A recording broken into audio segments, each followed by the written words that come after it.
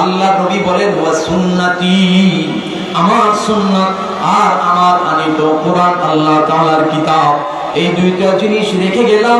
এই দুইটা জিনিস আঁকড়ায় ধরার জন্য, এই দুইটা জিনিস নিজে মানার জন্য, পরিবারকে মানানোর জন্য, এই দুইটা জিনিসের বিধান প্রতিষ্ঠা করার জন্য কিয়ামত পর্যন্ত আল্লাহ তাআলা আমাকে আপনাকে দায়িত্ব দিয়েছেন। আল্লাহর নবী আমাকে আপনাকে দায়িত্ব দিয়েছেন। মুহতারাম হাজিরিন, তবে সবাই এই দায়িত্ব পালন করতে পারবে না। এই জন্য এই দায়িত্ব পালনের পয়লা কাতারে আছে উম্মতের উলামায়ে কেরাম। এত আমভাবে আল্লাহ বললেন কুনতুম খায়রা উম্মাহ উখরিজাত লিন-নাস তা'মুরুনা বিল মা'রুফ ওয়া তানহাউনা আনিল মুনকার ওয়া তু'মিনুনা বিল্লাহ। এটা তো আমভাবে বলা হয়েছে। পাশাপাশি কিছু খাসও আছে যারা নবী আলাইহিস সালাতু ওয়াস সালামের ওয়ারিসে আম্বিয়া, তাদেরকে আল্লাহর নবী বিশেষভাবে এই দ্বীন প্রতিষ্ঠা, এই দ্বীনের সম্প্রচারণ সম্প্রসারণ, এটার দায়িত্ব আলাদাভাবে তাদের। তো যুগে যুগে সেই নবী সেই রাসূলুল্লাহ যখন দাওয়াত দিয়েছেন, তাদের উপরে ঘাত প্রতিঘাত নির্যাতনের স্ক্রিন রোলার চালানো হয়েছে। বর্তমান এই বাংলাদেশে না, বর্তমান জামানার এই পৃথিবীতে হাল জামানায় সেই নবীর আনিত দ্বীন প্রতিষ্ঠার জন্য, সেই নবীর আনিত দ্বীনের আলোচনা বয়ান, সেই নবীর আনিত আদর্শ প্রতিষ্ঠার বয়ান যদি কোনো ওলামায়ে কেরাম করতে চায়, এই জমানার কিছু মানুষ আছে যারা নবীকে যেরকম বাধা দিয়েছিল তাদের উত্তরসূরি, তারা জমানার ওলামায়ে উম্মতকে বাধা দেয়। শুধু যে বাধা দেয় তা না, কখনো কখনো সামনে থেকে মাইক্রোফোন কায়দা নেয়, কখনো কখনো স্টেজের উপরেই বিশ্রী ভাষায় গালাগাল করে, কখনো কখনো ক্ষমতার অপব্যবহার করে জেল জুলুম নির্যাতন এগুলা তাদের উপর চালায়। কারণ দ্বীন প্রতিষ্ঠার কথা বলছেন, আদর্শ প্রতিষ্ঠার কথা বলেছেন।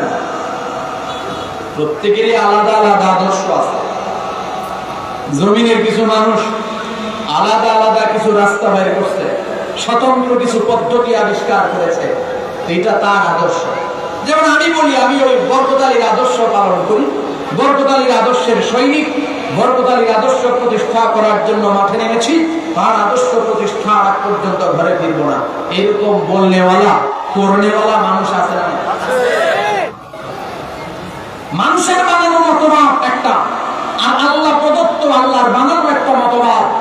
মানুষের বানানো মতবাদ, এই মতবাদের লিডার জমিনে আছে, জমিন থেকে বিদায় হয়েছে, শত বছর হয়ে গেছে, এখনো পর্যন্ত মানুষ ঘোষণা দেয় অমুক লিডার রূপান্তরে লক্ষ লিডার ঘরে ঘরে কথা বলে। মানুষের বানানো দুঃখ থাকার বিষয় না, দুঃখ লাগারও বিষয় না। যদি কোনো হিন্দু, বৌদ্ধ, খ্রিস্টান, ইহুদি, নাসারা, নাস্তিক, মুরতাদ এরা যদি বলতো যে অমুকের আদর্শের সৈনিক আমি, অমুকের আদর্শ প্রতিষ্ঠার জন্য নামছি, তাইলে দুঃখ লাগার বিষয় ছিল না। দুঃখ হইল এটা, নবীজি আলাইহিস সালাতু ওয়াস সালামের উম্মত মুসলমান বলে অমুকের আদর্শ প্রতিষ্ঠা করার জন্য এসেছি, অমুকের আদর্শের সৈনিক, তখন দুঃখ রাখার জায়গা নেই।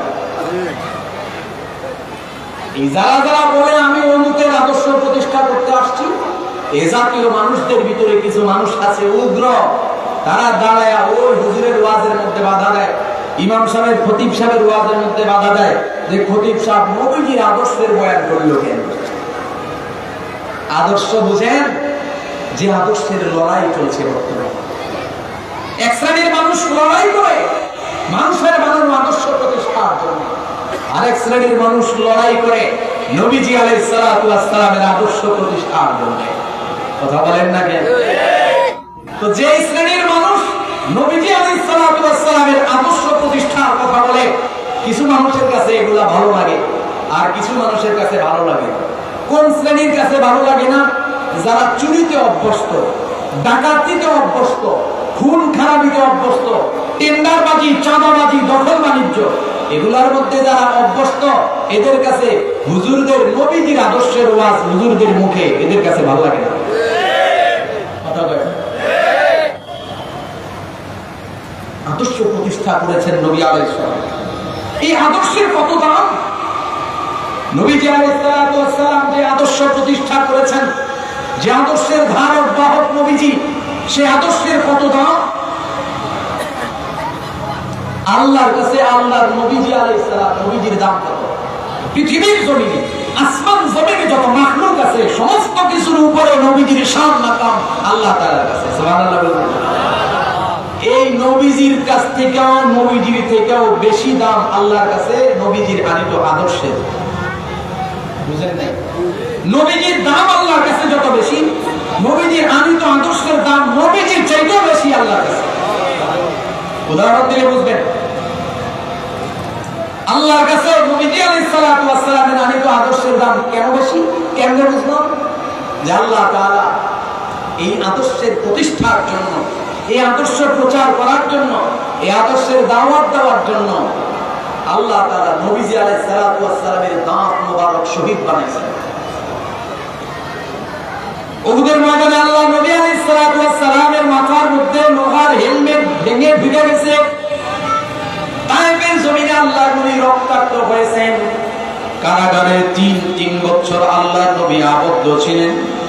এমন কঠিন কঠিন মুসিবত আল্লাহ নবীর উপরে আল্লাহ তাআলা দিয়েছেন আল্লাহর কাছে মুহাব্বতের আদর্শ প্রতিষ্ঠা করার জন্য। অর্থাৎ আল্লাহর নবী আপনার মোবারক শরীরের মধ্যে দুই একটা আঘাত, একটু আঘাত লাগুক, কিন্তু আমার প্রিয়, আমার মুহাব্বতের আদর্শ ইসলামের গায়ের মধ্যে যেন যারা পরিমাণ আঘাত না লাগে। এজন্যই আল্লাহ তাআলা হাবিবি কিবরিয়া পয়গম্বর আরবীর মাধ্যমে দ্বীন প্রতিষ্ঠার জন্য, দ্বীন প্রতিষ্ঠা করতে গিয়ে যুগে যুগে জায়গায় জায়গায় সময়ে সময়ে আল্লাহ তাআলা আল্লাহর নবীকে আঘাতের সম্মুখীন করাইছেন। কখনো কখনো ক্ষুধার যন্ত্রণায় আল্লাহর নবীর পেটে পাথর বাঁধাইছেন। তবুও দ্বীন যেন প্রতিষ্ঠা হয়ে যায়, দ্বীন যেন প্রতিষ্ঠার ক্ষেত্রে বাধা হয়ে না দাঁড়ায়। মুহতারাম হাজিরিন, এজন্যই তো আল্লাহ তাআলা কবরে যখন আমি আপনি শুয়ে যাব, 3টা প্রশ্ন আল্লাহ তাআলা করেন।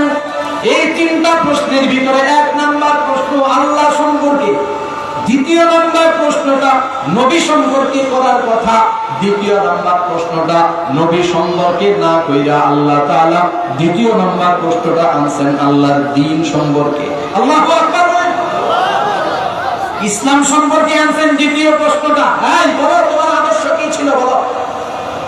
এখন আমরা বলবো আমাদের আদর্শের নাম ছিল ইসলাম। আলহামদুলিল্লাহ বলেন।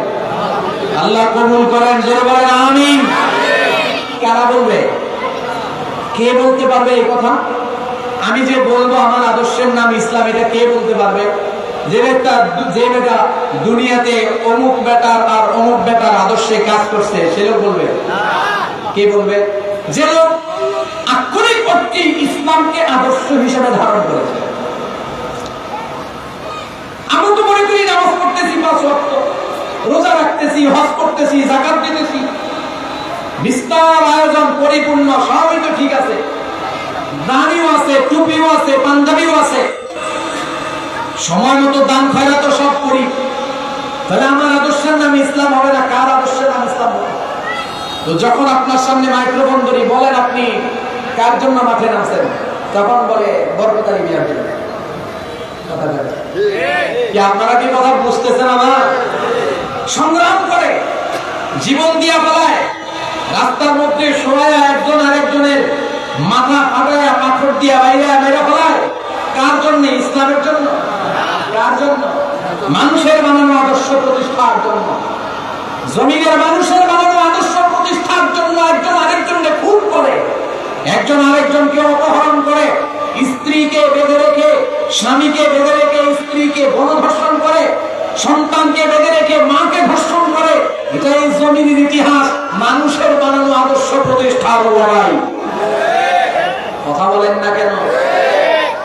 যে লোকটা আমরণ সংগ্রাম করেছে, যে লোকটা আমরণ যুদ্ধ করেছে, অমুকের আদর্শ আর তমুকের আদর্শ প্রতিষ্ঠার জন্য কবরে যাওয়ার পরে এই লোকটা বলবে আমার আদর্শ ইসলাম ছিল। সম্ভব? প্রশ্ন সহজ, জবাব সহজ। প্রশ্ন ক্লিয়ার, জবাব ক্লিয়ার। আমার আপনার সামনে প্রশ্ন ওপেন করে দেওয়া হয়েছে, ক্লিয়ার করে দেওয়া হয়েছে। প্রশ্ন তো সহজেই জানা আছে, জবাবও জানা আছে।